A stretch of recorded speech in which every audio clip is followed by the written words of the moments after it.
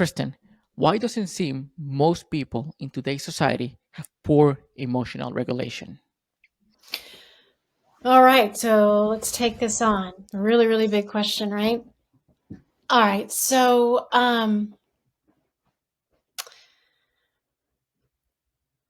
we are taught. Well, it's like the nature versus nurture thing. When you think about the family of origins that we grow up in, when you think about just constitutionally who we come into this earth to be, and then you think about the context of our lives, like I said, family of origin, community, culture, gender, all of those things play a role.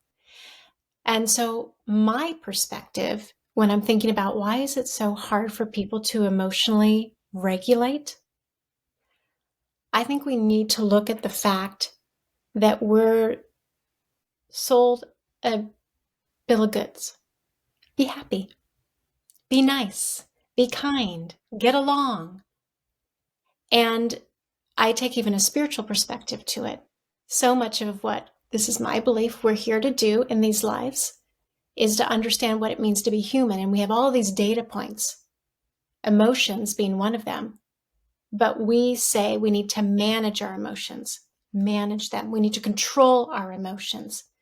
There are good emotions, bad emotions, right? Good emotions, bad emotions. There's no neutrality around it. And there's an over indexing. My sense of identity is tied to what I feel. If I'm really angry, then some of the tropes of I'm bitter, I'm uptight, I'm rageful. And then you can assign that to whatever gender or group, age, whatever other you want to put it into that. And then people create narratives. So there's no sense of safety to be angry or sad. There's always this sense of judgment. It's not that I'm someone who's having emotions, just leaves in a breeze. They're not who I am. They're just experiences. They become who I am. And so back to this idea of family of origin. Let's say you grow up in a family where you've just got kind of fiery energy. Well, you start getting labeled for all of those things. And either it's something that is really good or really bad. And so you start to shapeshift and deny parts of yourself as they are related to those emotions. Let's say you grew up in a family of origin and you were really quiet or sensitive, and then that is judged. And maybe the secondary gain of having that predilection to be more quiet or sensitive is that you become a people pleaser, and that's how you receive love. So we're trying to shapeshift to fit into our worlds to be loved, which means sometimes denying parts of who we are and denying emotional experiences if they don't fit in. That's in childhood. Also, it's our willingness to suffer. Sometimes emotions hurt. And there's this said, sometimes unsaid, conscious, sometimes unconscious expectation that we're not supposed to hurt. Well, often hurting is how we learn.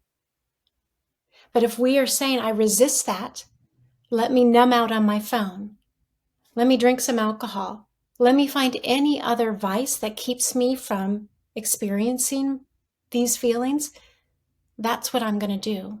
In my work, I often ask people when they're suffering and struggling, I say, what do you most not want to feel? Because whatever answer they give is where the work lies, is where the beckoning finger says, oh, here's the path forward. If you can touch that emotion and recognize it is temporary, rather than having it lodged into the tissue, lodged into the nervous system. Now it's like amplifying when we deny it. There is our freedom to express, to connect, to understand the data points. But it so is counterculture, starting in our childhood, starting in our families, starting in our communities, in our schools, and at the culture at large. It's also the neuroscience. I know this is a big question, so I'm giving you a really big No, answer. no. This could be like a dissertation, right? Yeah. It's also, it feels so uncomfortable to be dysregulated. If we even understand the neuroscience, if we see something that's really upsetting, and Lord knows right now, depending on what side of the argument you're on, a lot of people are very, very upset. and it can create what's called an amygdala hijack. We're literally not in our prefrontal cortex. We're not in the place of discernment, compassion, being circumspect, self-aware. We're in the place of five-alarm fire. We're being attacked. And so we need to even reframe that to say, how do you self-soothe? How do you process emotion? But it takes time and a willingness to be vulnerable and to feel what we don't want to feel and recognize that we don't need to become what we are fearful we will become. We don't need to be imprisoned by it.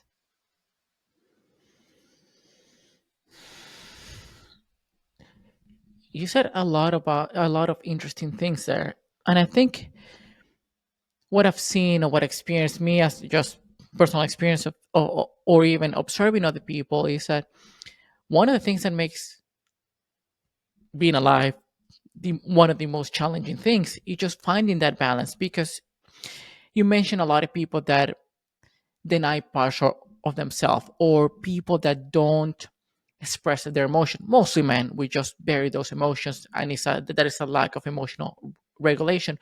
But also on the flip side, you have a lot of people that have knee-jerk reactions, like that become overly sensitive, and the moment that they get triggered by something, they launch like a full-blown attack, which creates more division, more resentment.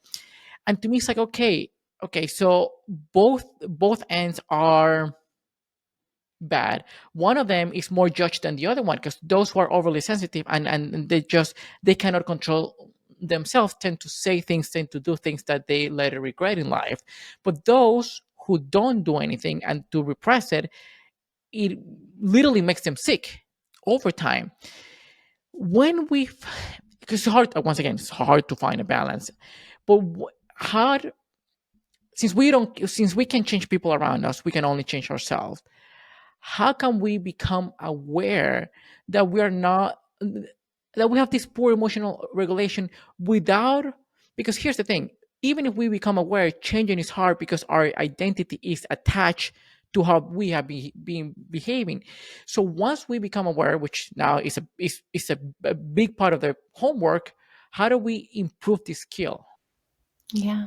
Well, I think, and everyone's talking about it, and they're talking about it because it's important.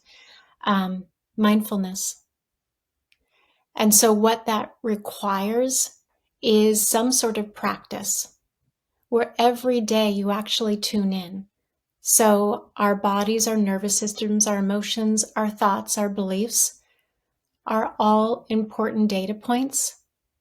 I just had a guest on my show. I have a podcast, How I Made It Through, um, where we had a hypnotherapist on.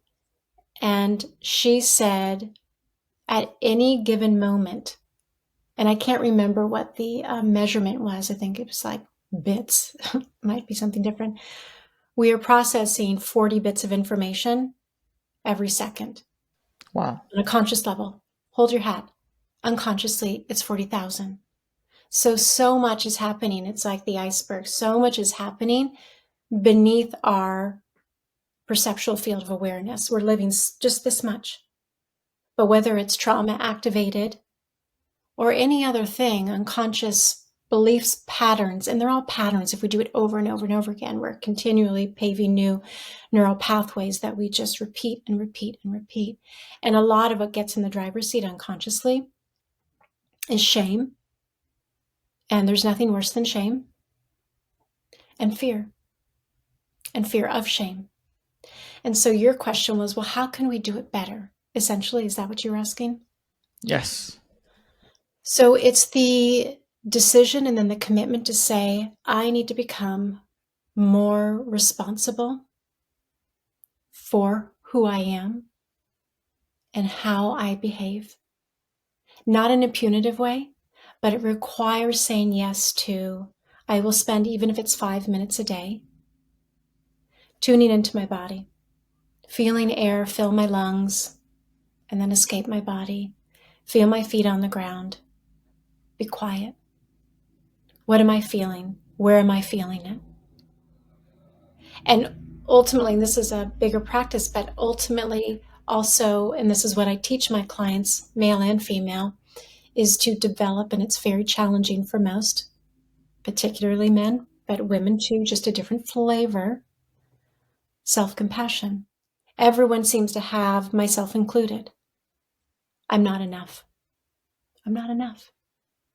And so when we tune in, sometimes we feel sad, scared, angry, lonely.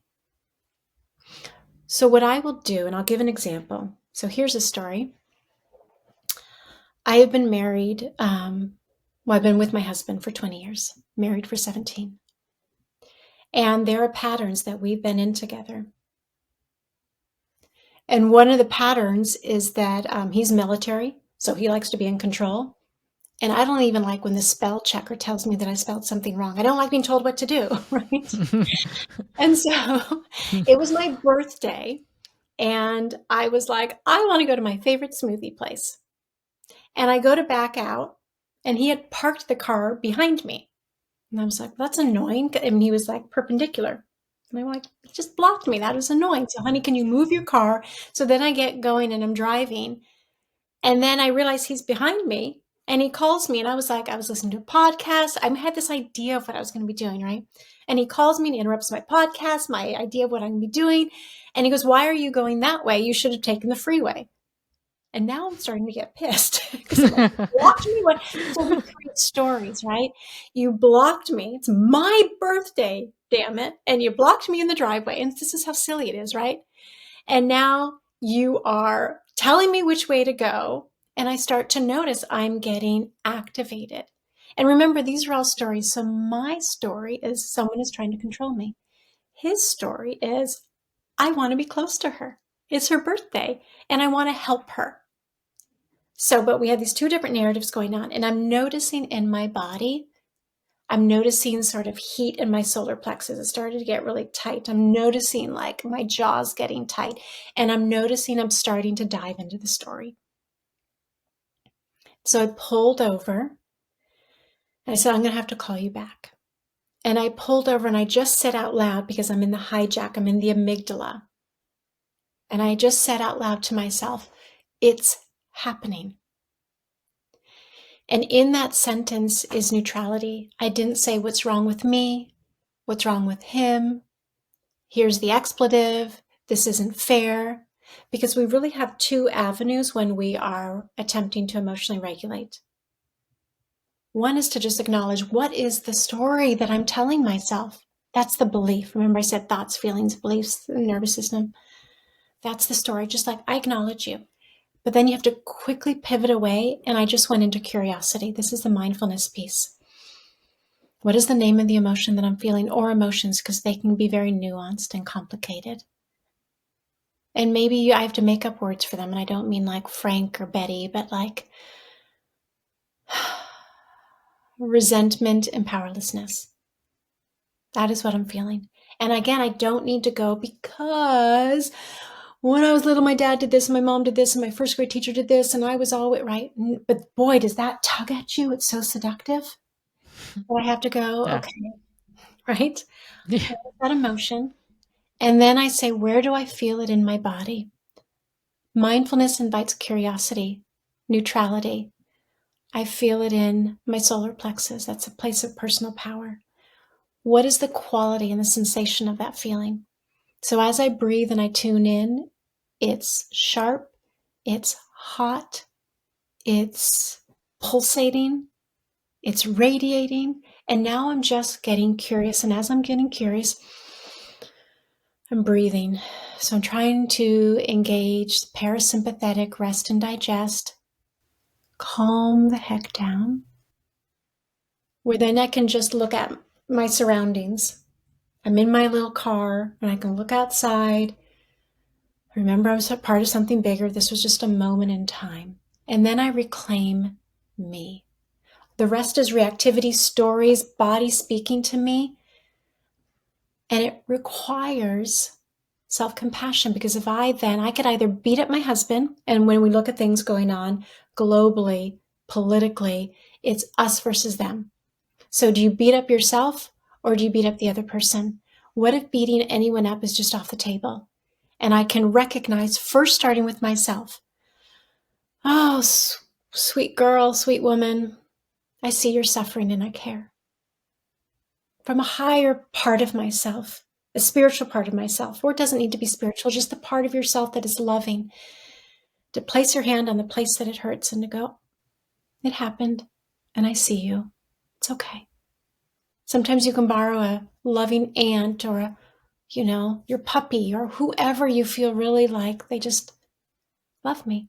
What I'm talking about is connecting to the energy of love. So take a moment to take that in. And then what immediately happens is that I can see my husband and go, he was not trying to be a bad guy. He wanted connection. And then I can call him up and I can apologize and take ownership, not from like, bad girl, but really from, I want to take ownership. And what that did is that instead, what could have just been from just a teeny little flame, what that did is that it's like my practicing ownership and vulnerability was an opportunity for connection. Not shame, not blame. That is an example. Don't always do it. Yeah. Not much. Yeah. Don't always do it. It's a practice, not a perfection. And when you don't, you better have your own back, because we can all be such jerks when we're angry. Yeah, I love your story, Kristen, because even though it's personal, it's very specific, it is relatable as well. Many of us have gone through something similar, either with our significant others, our families, our friends, coworkers, and to snap out of it is hard, right? I Yes. can I can usually snap out of anger. I can control myself. I have better control when it comes to anger. I can sort of regulate. I can just, hey, don't take it personally. Try to I can it's easier for me to get curious when I'm angry. Yeah. But when I feel fear or Mm. sadness or hopelessness, it is so hard to snap out of Mm. it. And I had to spend a lot of my time translating, because I rarely have those voices in my head just telling me bad things. I just have the feeling and I sort of know what they mean, or Mm. just I get the message, but then if I want to put it into words, I need to translate exactly why am I feeling the way I'm feeling. And as you said, it's so seductive. It's almost like it's interesting, makes no sense that our bodies are trying to keep us safe. Our bodies are trying to stop us from or prevent us from suffering. And yet it can cause so much suffering that we can get addicted to it. It's almost like, Yeah. I guess it's part of our identity. It's part of who we are, what makes us Yes. us. Yes. And I understand mindfulness, but let's say for someone who has no emotional regulation whatsoever, what would be kind of like the first steps to stop from overreacting, stop from having, because you could have just yelled at your husband. It's like, hey, it's my birthday. How dare you? I'm trying to have a nice date and you're ruining it and yada, yada, yada. And we all have been in that position where we just attack the other person. Mhm. And the other person's like, well, what did I do? Right? Exactly, exactly. And Mhm. we tend to regret that. But how can somebody with very, very low emotional regulation stop themselves from just having that even those 2 to 5 minutes to just gain some composure and say, okay, let me think this through. Yeah. That is such a hard question, because first you need awareness that there's a problem. I was trained as a therapist, and this is a no-brainer whether you're trained as a therapist or not. You can't fix a problem until you've admitted there is a problem and identified there is a problem. So a lot of people who are very unaware, if they don't think there's a problem, there's no motivation to change a problem. And the secondary gain of being, for example, rageful, blaming, not taking responsibility, don't get me wrong, they are suffering greatly. Who wants to be like that? Who wants to feel what they're feeling? I'm having like who wants to feel what they're feeling? But if they're not going, this no longer works. I'm hurting too much. That's the first step, to say, I'm hurting, I'm unhappy, and I recognize the solution needs to come from me. That the rest of the world is not going to change to make that person happy. So they're not going to show up in therapy, listen to a podcast like this, or meet with a coach like me. Right? So the first thing is to say, I think I said it before, I am responsible. I am responsible. And that takes so much humility, so much courage, so much strength to say that. I am responsible. And then it's a willingness to learn and it's a commitment to learn. So let's say I've got someone who's in my virtual office. This is how I work with people. And they say, I don't know how to do this. I just know what I'm doing isn't working. Right? I will show up with tons of compassion and they need to be heard. So much of our pain comes from not being heard. Right? It comes from not being heard. And so someone who's going to be in a position like myself is going to be well versed in hearing, even if I don't agree with them. But what that does is it removes the defenses. So I'm listening to what is the hurt behind the words. I don't know if I'm answering your question so much anymore. You are, because I think that is having the understanding, as you mentioned, that it's all on us, and it's trying to create that awareness, trying to create that curiosity. It's like not is, and I think that it touches a point that I would also be interested to explore more. That is key to what you're saying, and which is empathy, right? Because I think that what we experience in society nowadays comes from a lack of empathy.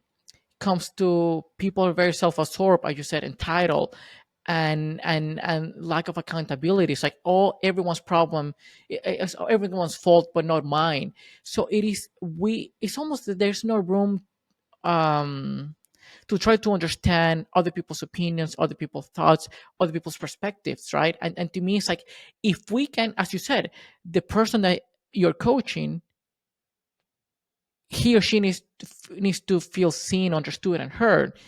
And if we bring a little bit of empathy towards the people we communicate with, the other person might feel. I mean, I don't have to agree with the other person, but if I try to understand them, they will feel seen, they will feel heard, and the pain and the suffering will probably diminish by just the action I'm doing, and I'm encouraging other people to do that as Yeah. well. Yeah. Well, let So me how? do Yeah, that. yeah, go for it. Yeah, yeah, yeah. Mm-hmm. So I think, yes, the pain and the suffering will start to soften, Mm-hmm. but the goal really is connection, Mm-hmm. because we can even connect in the pain and suffering. I think we connect even more when both of when I think when two people suffer, I think they connect even stronger than when they're. Right. Right. So the empathy is in the pain and suffering. And then the empathy, I think I'm just reframing what you're saying. Mm-hmm. Then it helps to soften it. I just think there's such an opportunity to recognize that. I mean, there's certain, I say this as I'm thinking, I mean, there's certain lines where you're like, this Yeah. person is a madman, or this person is cruel, or that is immoral or unjust. But to start to put yourself in someone else's shoes. So it's really interesting. So I've taught workshops on empathy, and I will give people statements. Like I will say, I want to line up these people and they're facing these people. And just say a statement like, I'm so frustrated because I got caught in traffic. And then the challenge is, what is an empathetic statement to say? And people really struggle with that. Really struggle with that. And I will then get it even smaller. There are ways to do empathy, right? Start with emotion. And then they're just like, whew, that just was really hard because they go to logic. It's not fair, or did you think about getting on the road earlier, or they give advice, or they say, yeah, I've been late to work too, and then they tell a story about themselves. And all of those, there's some empathy in there, there's a bid for connection, but the real opportunity there, and I'm not saying there's only one answer, but is to say something like, what was that like for you? What made that most challenging? I feel the frustration in that. It's really hard for me when I get caught. And you know what I mean? Like, it's all about connecting without trying to solve. What if we were just, it goes back to what I started with, what if we were just okay with not being okay, even for a moment, knowing paradoxically, allowing not being okay is the route to being okay. So I'm seeing a lot of expressions that tell me this is stuff you've encountered yourself. One thing that you said about be okay with not being okay is challenging. I experienced it quite a lot lately, and to me, it's like Mm. I know how hard it is. I know how hard it is to come to at peace. Let's say to Mhm. understand. You know what? I'm not okay. It's fine, right? We all trying our best. We're all trying to figure this out. I mean, it's not easy, but we feel once again that we have to be okay. That we have to get our shit together in order for us to be enough. But then another thing you said, which I think we men struggle more than women, when somebody's telling you something, you want to come with solutions, be very logical, right? And Mhm. in my previous marriage, that's one of the issues I mostly had. I learned the hard way. I learned after I got divorced, really understand like most people just want to be heard. They don't need a solution. They just want to be vent. They just want to vent. This is the battle cry of so many women who Yeah, are in relationship with men. and it's so hard because for us, when you bring this thing up, we right away think about a solution. Just it's almost like Yeah, innate. It comes with, and it is about taking a step back. So, okay, what do you need? Do you need to vent? Do you need me to agree with you? Do you need me to ask? I mean, tell me what you need because we assume, and this happens on both ends, we tend to assume that they want solutions. And when women hurt us, they tend to feel that we just want to be heard. It's like, no, I need to figure out what to do now. So yeah, it's almost like we're different and having what, but this issue happens more with men, with women being frustrated at men, which I totally get it. I totally understand.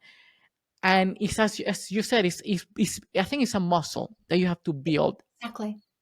And the conditioning. I mean, I have so much compassion for men. I mean, I have two brothers, a husband, a son, like lots of men who are close in my life, and lots of clients that I've coached who are men.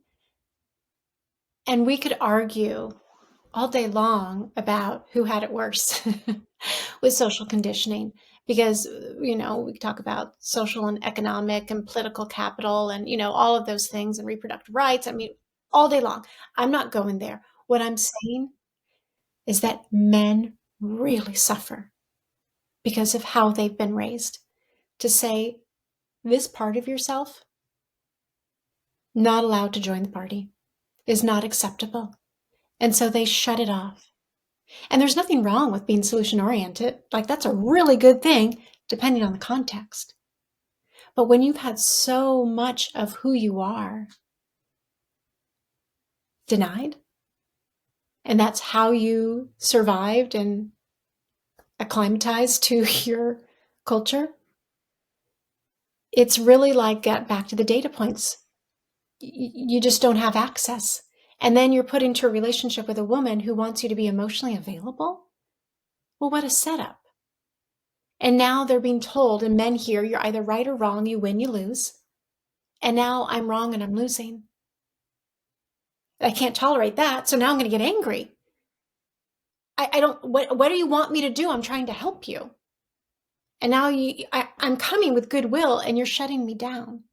So I have such compassion because they've been raised not to, and this is like really overgeneralization. So, and I hope it's changing, but they're being sort of penalized for assimilating to their environment successfully. And now they have to grow all of these different parts of themselves that they've shut down. And they have so many aspects of the culture saying, don't be a whatever, you know the word.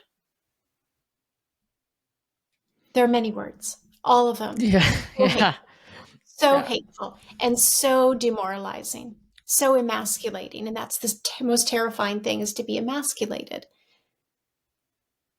for many men, and rightly so. yeah. I had a discussion with my younger sister a few months ago. Ab- uh, she was saying about men have it easier, women have it harder, and yada yada. And it's the eternal debate. And to me, it's like, why are we keeping just going with men are going against women and vice versa? I mean, instead of trying to understand each other.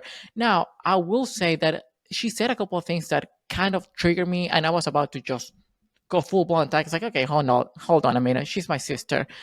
Mhm. She's younger. Let me just be soft. But they're trying to understand, and we have been conditioned by society just to think that way. It's all about ego, how we trying to protect the sense of self, Mhm. and it's almost like, well, I have it worse and you have it better, or just, you know, it just, life is unfair. Yeah, life, it doesn't matter whether you're a guy, a man, or just a woman. It is hard for both of us. We Yes. all have our share of struggles. But what you said about how, specifically in that regard about men, I watch a podcast with Esther Perel. I don't know if you're familiar with her, Esther Perel. Esther Perel. Yes, Yes, I'm yeah, familiar. I'm familiar with her. Yes. yes. So they were talking about mostly about relationships and dating, but she said something about masculinity. She said that since the beginning of time, almost like men have to prove themselves that they're masculine. Boys going to hunt at the age of 14, and they're constantly having to prove themselves that they are masculine. And when you try to when you have to constantly prove something, is probably not as valuable because you have to prove all the time. But then she said that then masculinity was something that it was hard to get and easy to lose. As you said, all these words, Mm. if you act differently, if you do something, if you're more empathetic, if you're more sensitive, so Yes. there's a lot of fear Yes. from being labeled as you're not men enough, either by men or women. And Mhm. I don't Mhm. even know how we solve that issue, honestly. Yeah, I think it's a multifaceted Yeah, for sure. approach, but I think it's from having Mhm. conversations like this.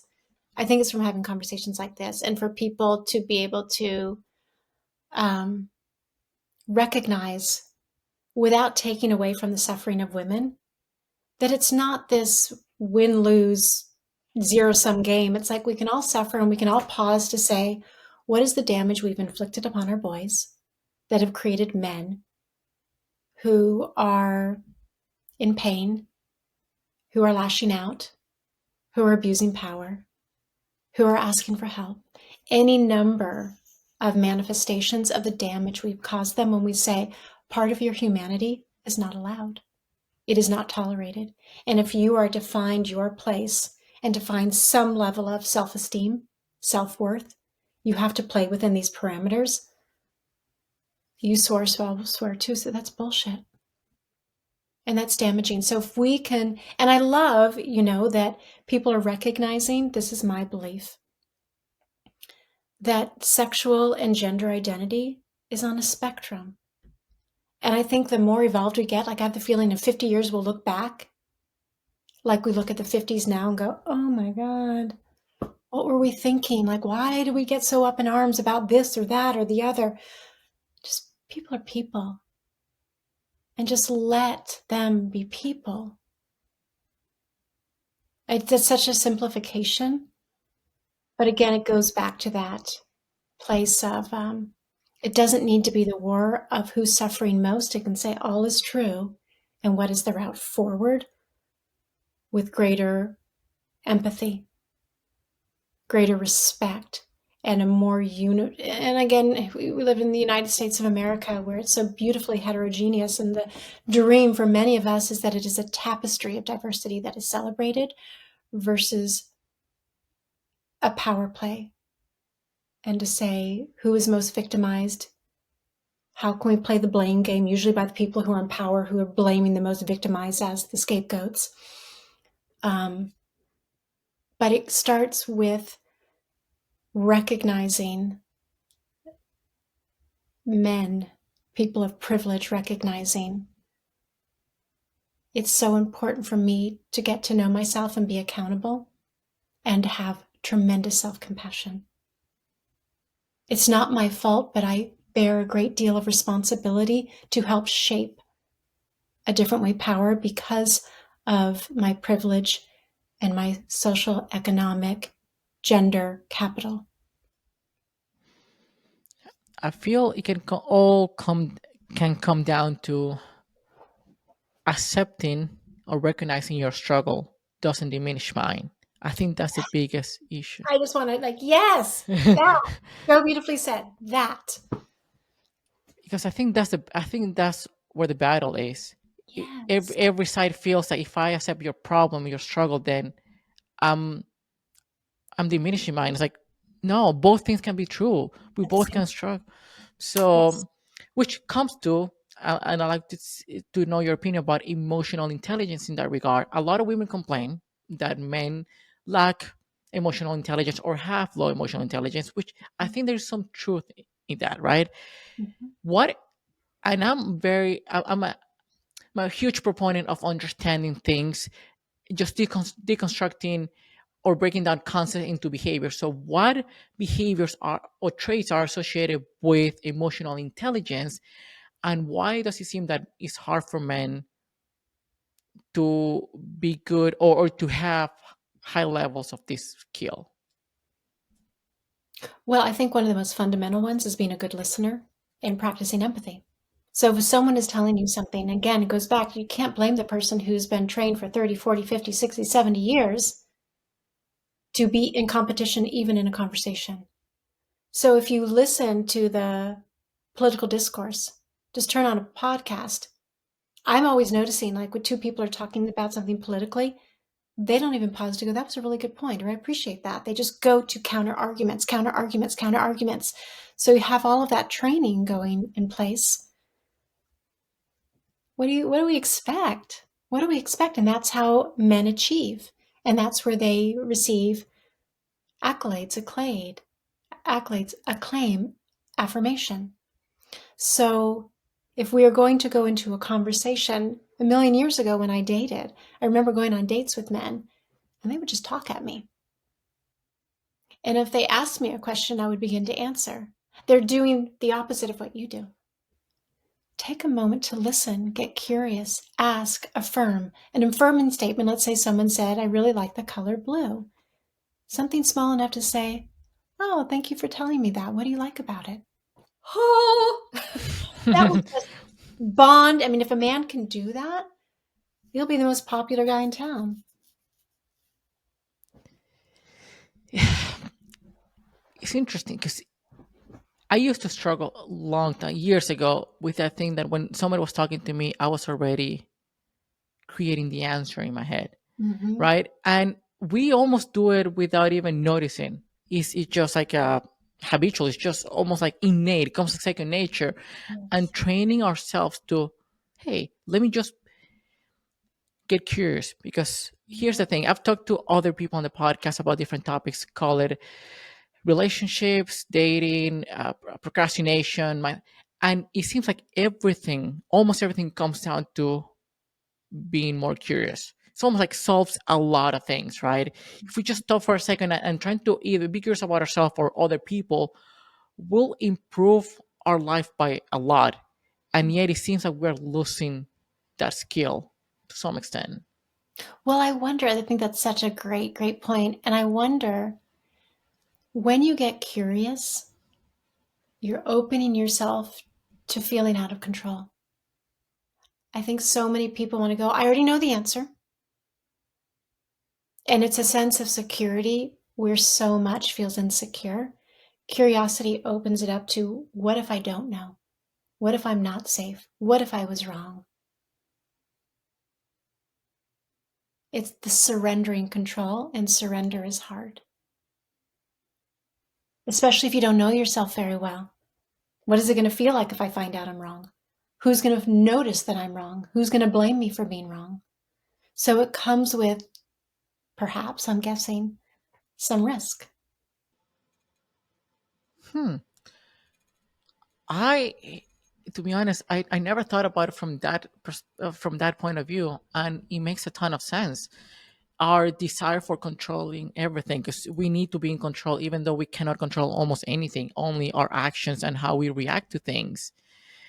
And and if if I open that box to possibilities to other things, I could be wrong. I could be judged. I could be embarrassed. I could feel shame. And that is a threat to the ego. That's a threat to the self. And I cannot allow that. That's Huh. exactly right. Especially when we go back to fear and shame, humiliation. Men and women, but I think really men, those guardrails to say you have to be masculine. And just like Esther Perls was saying, it's hard to achieve, easy to lose. The quickest way to lose it is humiliation, especially public humiliation or even interpersonal humiliation. That's that shame.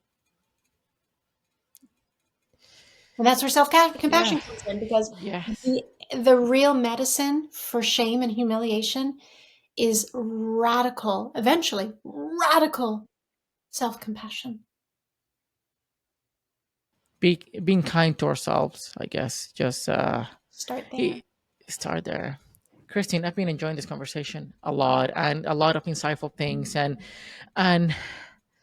very thoughtful points that hopefully will help people to get curious and think about their own lives and their own interactions. But as a closing question, what was the most valuable lesson that you have learned in the last year, and why? Oh my gosh. Well, the first thing that comes to mind that's like, huh, Yeah. Yeah. So for me, and this is very, very personal for me, and I hope it relates to other people. So my life work is around teaching self compassion because I've struggled with it so much. This is not academic for me, it is deeply personal. But for me also, as I step into the world, it's the willingness to be seen. My adaptation to my childhood, where there was trauma and abuse, was to hide. And so unconsciously, even as an adult in our mid 50s, I find ways in which I hide. I don't want to get to the end of my world and think I played it small. So this is going to sound so silly, but I'm an absolute introvert. So introverted. I learned to move through my world by averting my eyes. And as a woman moving through the world, women will relate to this. You walk by people, particularly men, you avert your eyes because it's safer.